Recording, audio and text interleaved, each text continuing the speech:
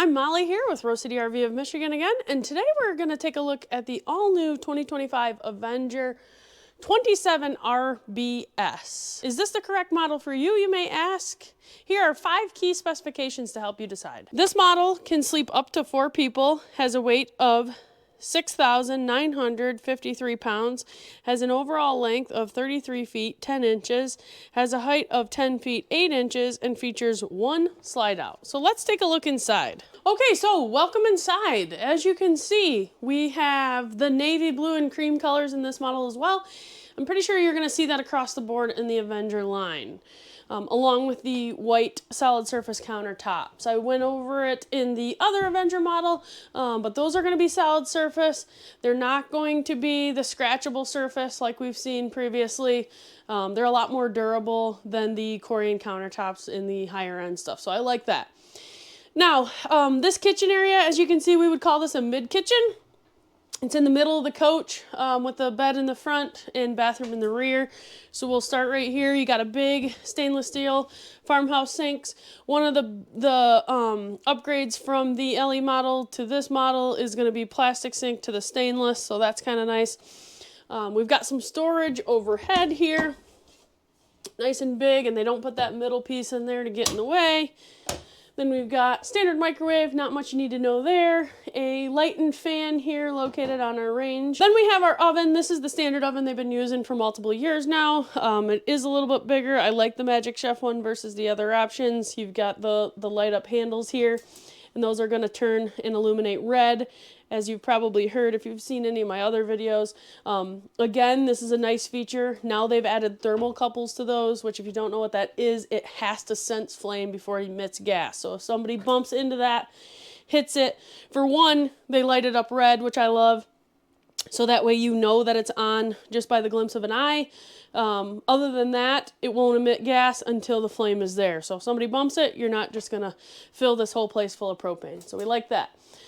Then we've got the glass top, so you can use it as countertop when you're not using it, and it's also that grease screen when you are cooking and using this here. So just kind of helps keep the area a little bit cleaner. Underneath of there, we've got a large drawer, which is nice, pots and pans. We've got some storage under the sink, not a whole lot because your water heater is going to be back there. And then 3 drawer space here. So, moving on to the refrigerator, we've got the double door French door, opens on the bottom, nice and big there. Then we've got the drawer here for the freezer. Again, just more space. I think these are about 11 cubic feet, a lot bigger than the gas electrics. Now, if you're wondering what this is a Bluetooth speaker mount. They do come with Bluetooth speakers. They have mounts on the inside and the outside. Also, some storage underneath of the fireplace. I thought it was a good idea for some shoe storage there, but you can put anything you want there. It's just usable space, which is nice. And then we have our 31-inch fireplace located right here. Those do emit heat. They're not just for looks. You can just turn them on just for looks, but you can take the chill off with that. It's not meant to replace your furnace, but it does emit some heat.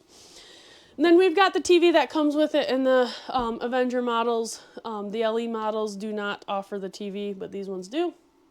Above that, we have our TV booster located right here. If you can see that little green light illuminating, that means it's on. Make sure you have that off unless you're using it or it kills your battery. Next to that, we have our converter located right here. This is going to be where all your fuses and your breakers are for the whole coach. Okay? That fan you hear is normal. And then we've got storage next to the TV as well. You can use that for whatever you want. But really what I love about this unit is the bathroom. It's massive in here. If you're extended staying in an RV, this really is a nice one to do it in. Has a lot of usable space in here. It's just huge. 2 people can stand in here. I like how they put this little cubby here. Dirty clothes. I mean, kind of whatever. If you wanted to put a rack system in there, you could. Whatever you need, but at least you have that space as usable. It's not just a wall there. And then we have 2 hanging closets, or 1 hanging closet, 1 shelf closet here. So nice and big there. You could put a rack system in there if you wanted to. You can hang your clothes there. Just kind of keeps that all in there. Little vanity there with some storage. And then we have our mirrored vanity. It gives you a little bit of storage behind. And then large shower, super large shower with a seat. So we like that. And then you've got that 12-volt fan in there so you can get rid of some of that moisture. And then toilet located here, along with some storage behind there and a countertop up here. There really is just tons of storage in here. So again, that extended stay, this one would do really well at that. Back here we have our control for our on-demand water heater. We have our GFI outlet located there. And then underneath of here, we have our tank monitors located right in the bathroom, which is pretty nice. And then our pump switch as well. So main light switch here, which is nice. Now moving back out into the living kitchen area, we have theater seating here. Super comfortable. We've got some storage located in here. Cup holders, recliners, straight across from the TV. Again, another one of those, if you're extended stay or even if you're just a weekend camper, people really like to have that TV across from the chairs there. Then we have our large booth dinette here. You can sleep 2 adults on this pretty easy. I've slept on them many a times, and that just kind of gives you that extra sleeping space in the event that you need it. It's not something you'd want to do permanently, but it's nice to have that if you want it. And then we have the same light fixture we have in the Elm E models. It's just a really nice touch. Looks good. Looks really good with this interior design. And moving on here, we have our thermostat located right here. This is going to be all your controls, furnace, air conditioner. And then I like the way they did this barn door. I like the way they actually put the barn door markings on it. It just sets it off a lot better. And the color of it, I think, is really appealing. And then the bedroom's going to be very simple and basic. You're going to have your storage here. They put doors on here, and in the LE model, they left it open. And that's going to be for price. But I personally wish they would just leave them open because they're a lot more usable without the door and the small hole and everything. So that's a give and take, I think. Some people like it like that, and some people don't. Then we've got some storage located right here underneath of the bed. Okay, moving next to the door here, we've got our CO2 and propane leak detector down here. And then we've got some storage here that goes to the back. Up here we have our slide out and awning control. So you can operate those right by the door here so you can see what you're doing. And then our main light switch is located there. So let's take a look outside. Okay, starting with the outside, we have our pass-through storage located right here. This is gonna go all the way through to the other side. And if you remember, when I lifted up the bed, there was some storage there. So we've got that. I don't know if you could see it. Next to that light there, we have a Bluetooth speaker mount as well. It's kind of hard to see with the light right there, but that's where that is. So you can keep that outside, keep it charged if you wanna. Moving on, we have our power awning here. I don't know the length of this off the top of my head. I would guess it's around 18 feet. But I like how it's full length. It's nice to have no door side slide, so you can use all of that campsite space. We've got our Lippert solid step here. Most people are familiar with those by now. You have adjustable legs here, folds up into the door, stops you from getting that bounce inside the trailer. Now, next to this, if you're wondering what this is just a little bottle opener. Could double as a dog leash holder too. They put one in the back, so kind of you could use it for whatever you needed, but nice little bottle opener there. Our low point drains, which the sticker's right here, it's located right up underneath of here, which you can't see.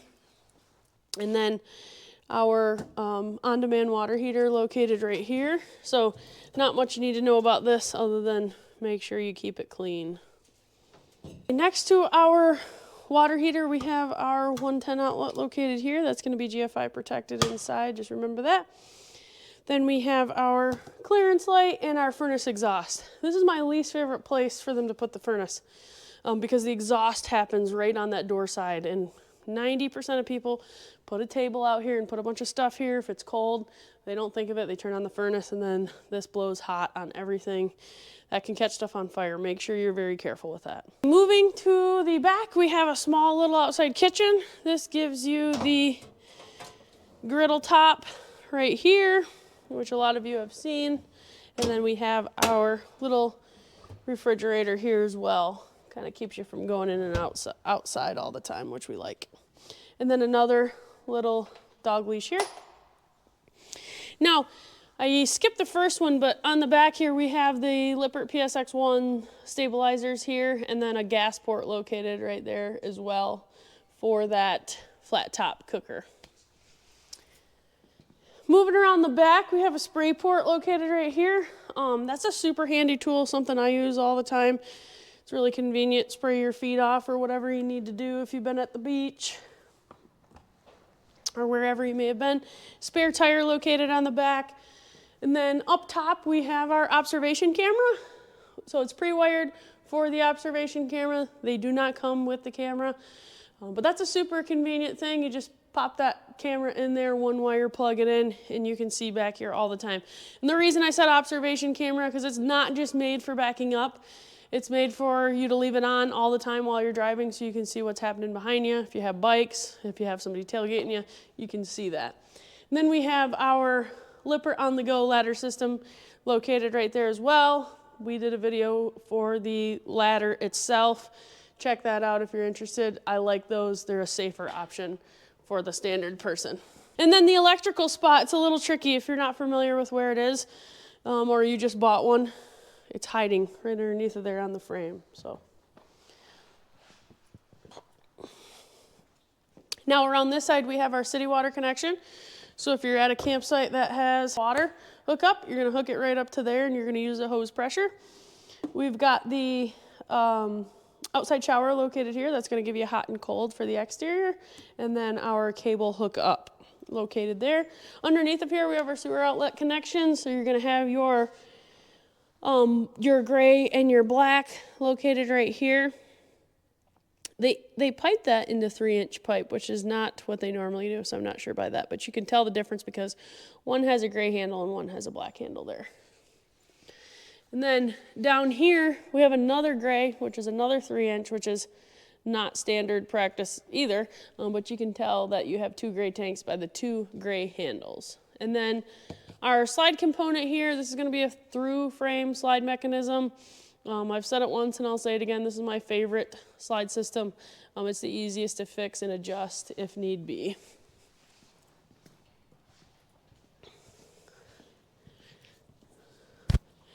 Now up here at the front of the coach, we have our freshwater drain. So that right there is going to drain your onboard tank. If you are camping where they don't have a water hookup, state parks and such, they don't have water, you're going to want to fill this onboard tank. So pop that cap off, put the hose in there, fill up that tank. And then when you're done using it, you can simply open that valve to drain it. This is our black tank flush located right here. This is going to spray at a high pressure rate inside your black tank. So I like how they've separated these, the black from the city water connection. That's something that people will mess up.